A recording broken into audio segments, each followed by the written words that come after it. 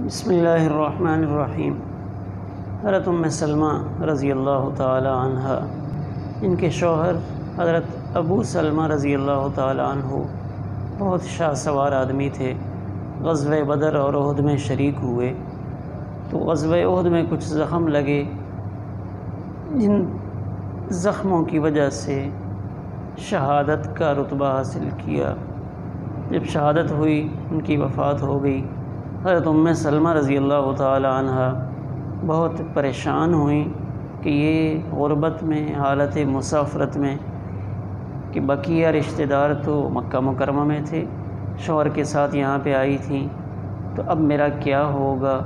حضور صلی اللہ علیہ وسلم کی خدمت اقدس میں حاضر ہوئیں تو آپ نے ایک بات بتائی اور ایک مسئلہ بتایا کہ پہلے اپنے لیے مغفرت کی دعا کرو، اللہم اغفر لی ولہ، کہ اللہ میری بھی مغفرت فرما اور ان کی بھی مغفرت فرما۔ نبی کریم صلی اللہ علیہ وسلم خود تشریف لے گئے اور نبی کریم صلی اللہ علیہ وسلم نے حضرت ابو سلمہ رضی اللہ تعالی عنہ کی نماز جنازہ خود پڑھائی اور حوصلہ افزائی کی، اور ان کی نماز جنازہ میں آپ نے 9 تکبیریں کہیں۔ تو صحابہ کرام رضوان اللہ علیہم اجمعین نے عرض کیا، آقا یہ کیا؟ تو آپ نے فرمایا یہ 1000 تکبیر کے مستحق تھے، یعنی زیادہ تکبیریں تو اللہ کے پیارے پیغمبر کی تکبیروں سے ان کے لیے بظاہر ایسا معلوم ہوتا ہے کہ زیادہ برکت اور شرافت اور عظمت مقام اور رتبہ ظاہر ہوتا ہے۔ اب یہ پریشان تھیں، تو جب ان کے شوہر ابو سلمہ کا انتقال ہوا تو امید سے تھیں، تو جب بیٹے کی پیدائش ہوئی تو بچے کی پیدائش کے بعد عدت ختم ہو گئی، سیدنا ابوبکر صدیق رضی اللہ تعالی عنہ نے نکاح کا پیغام بھیجا، ان سے معذرت کر لی۔ پھر حضرت عمر رضی اللہ تعالی عنہ نے نکاح کا پیغام بھیجا، ان سے بھی معذرت کر لی کہ میں بڑی غیور ہوں اور بچوں والی ہوں۔ نبی کریم صلی اللہ علیہ وسلم نے پیغام بھیجا اور انہوں نے اس کو قبول فرمایا۔ آپ صلی اللہ علیہ وسلم نے ارشاد فرمایا، آپ کے بچے میرے بچے ہیں، میرے گھر میں پرورش پائیں گے۔ تو حضرت ام سلمہ رضی اللہ تعالی عنہا نے اپنے بیٹے عمر سے کہا، نسائی شریف کی روایت ہے کہ اٹھو، میرا نکاح نبی کریم صلی اللہ علیہ وسلم سے کر دو، یعنی حضرت ام سلمہ کے نکاح کے وکیل خود ان کے بیٹے عمر تھے، عمر ابن ابی سلمہ۔ تو ام المومنین حضرت ام سلمہ رضی اللہ تعالی عنہ وہ آپ کے نکاح میں آئیں، تو اس نکاح میں آنے کے بعد وہ ایک دعا کہ اے اللہ مجھے ابو سلمہ سے بہتر شوہر عطا فرما۔ تو اس دعا کا مفہوم مجھے اب سمجھ میں آیا۔ پہلے میں سوچتی تھی کہ ابو سلمہ سے بہتر شوہر مجھے کہاں مل سکتا ہے، لیکن جب نبی کریم صلی اللہ علیہ وسلم کے نکاح میں آ گئیں تو پھر مجھے احساس ہوا کہ واقعی اللہ نے ان سے بہتر شوہر عطا فرمائے، اور جو غم اور پریشانی کی کیفیت تھی وہ اللہ نے ختم فرما دی۔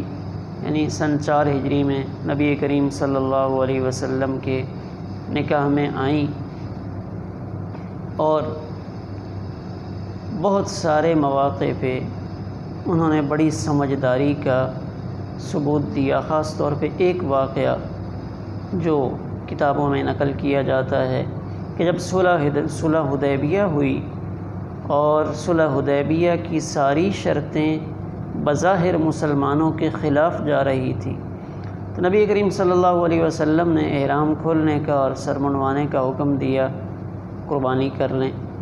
تو اب سارے صحابہ پریشان تھے کہ عمرہ کیے بغیر واپس کیسے جائیں۔ تو آپ نے 3 دفعہ اعلان فرمایا، لیکن غم اور صدمہ صحابہ کرام رضوان اللہ علیہ مجمعین پر ایسا تھا کہ کسی میں ہمت نہیں ہوئی کہ اٹھ کر اپنا سر منڈوائیں۔ حضور صلی اللہ علیہ وسلم خیمہ میں تشریف لائے اور اپنی زوجہ محترمہ ام المومنین حضرت ام سلمہ رضی اللہ تعالی عنہا سے اپنی اس پریشانی کا ذکر فرمایا۔ انہوں نے ایک بہت اچھا حل پیش فرمایا تو انہوں نے فرمایا، انہوں نے عرض کیا کہ آپ پریشان نہ ہوں، آپ باہر نکلیں اور آپ خود اپنی ذات سے عمل کا آغاز کریں، یعنی آپ احرام کھولنے کے لیے اپنا سر منڈوائیں، آپ نہر کریں۔ تو جب آپ نے سر منڈوایا، اپنے سر کے بال صاف کرمائے، تو پھر دیکھا دیکھی ذرا سی دیر میں لوگ اٹھے اور ایسا بھیڑ اور ازدحام ہوا کہ لوگ آگے بڑھ رہے تھے اور جلدی کر رہے تھے کہ کون ایک دوسرے سے بڑھ کر پہلے حلق کرواتا ہے اور احرام کھولتا ہے۔ یعنی مسئلے کا ایک بہترین حل وہ پیش فرمایا۔ اس وجہ سے علماء نے لکھا ہے کہ اپنے گھریلو معاملات میں اپنی بیویوں سے، اپنی گھر والیوں سے مشاورت کرنی چاہیے کہ بعض اوقات وہ بہت اچھا مشورہ دیتی ہیں، بہت اچھا حل پیش کرتی ہیں، جیسا کہ ام المومنین حضرت ام سلمہ رضی اللہ تعالی عنہ نے پیش فرمایا۔ اسی طرح اور کئی واقعات بھی کتابوں میں لکھے ہیں۔ حضرت ابو لبابہ رضی اللہ تعالی عنہ جلیل القدر صحابی ہیں۔ جب بنو قریظہ کے یہود کے ساتھ آپ نے کچھ بات چیت کے لیے ان کو بھیجا تو یہود نے پوچھا کہ ہمارے لیے کیا فیصلہ ہونے والا ہے۔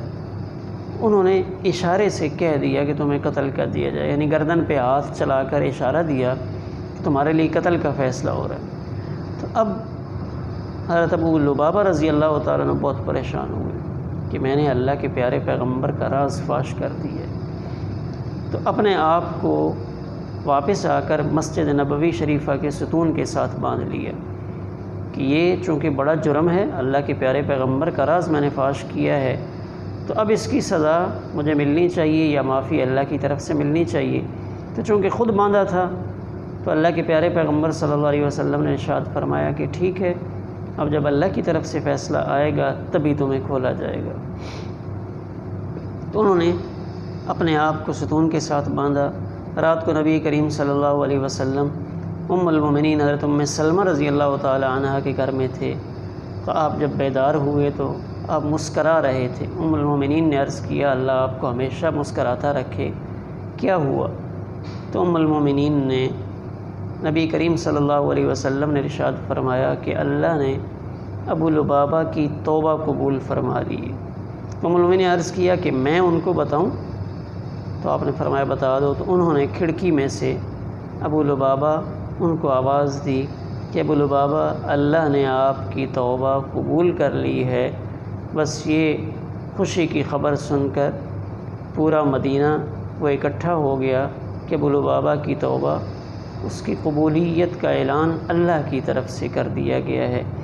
اس طرح ام المومنین حضرت ام سلمہ رضی اللہ تعالی عنہ کہ ہاں جب آپ تشریف فرما ہوتے اور آپ تہجد کی نماز ادا فرماتے تو ام المومنین آپ کے سامنے لیٹی ہوتی، جیسا کہ دوسری روایت میں ام المومنین حضرت عائشہ صدیقہ رضی اللہ تعالی عنہ کے بارے میں بھی ایسا ہی ملتا ہے۔ تو ام المومنین حضرت ام سلمہ رضی اللہ تعالی عنہ بڑی جلیل القدر، سلجھی ہوئی اور بہت سمجھدار خاتون تھیں۔ آج ہماری ماؤں بہنوں اور بیٹیوں کو بھی ان مقدس پاکیزہ ماؤں کی زندگیوں کو پڑھ کر ان کو فالو کرنے کی ضرورت ہے کہ ان کی پاکیزہ زندگیاں ہمارے سامنے ہوں تاکہ ہمارے گھروں میں بھی سکون اور برکتیں وہ عود کر آئیں۔ اللہ تعالی ہم سب کو، ہماری ماؤں بہنوں کو بھی ایسی ہی پاکیزہ زندگیاں نصیب فرمائے۔ والسلام علیکم ورحمۃ اللہ۔